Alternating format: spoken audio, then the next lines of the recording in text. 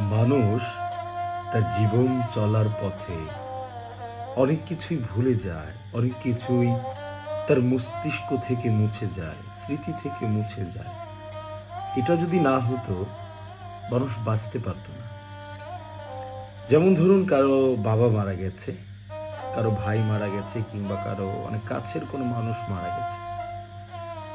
সেই মানুষটা মৃত্যুর খবর শোনার পর যেভাবে কান্নায় ভেঙে পড়ে, আবেগ আপ্লুত হয়ে পড়ে, এটা যদি তার সারা জীবন ব্যাপী চলতে থাকে, তাহলে কি সে বাঁচতে পারবে?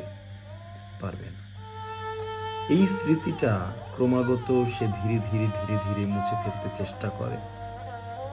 এই সংকটটা সে কাটিয়ে উঠবার চেষ্টা করে এবং পরবর্তীতে সে একটা সাধারণ জীবনে ফিরে যায়। এটা আমাদের সকলের ক্ষেত্রে। যদি এরকম ঘটনা না ঘটতো, যদি মানুষ ভুলে না যেত, তার স্মৃতি থেকে কোনো জিনিস মুছে না যেত, তাহলে মানুষ বাঁচতে পারত না। সুতরাং আমি, আপনি, আমরা যে কারো স্মৃতিতে আজীবন থাকব, কিংবা সবাইকে যে আমাদের স্মৃতিতে ধরে রাখবো, এরকমটা নয়। আমরাও বিভিন্ন সময় বিভিন্ন মানুষকে প্রয়োজন বোধে মনে রাখি, প্রয়োজন বোধে ভুলে যাই। এটাই মানুষের প্রকৃতি।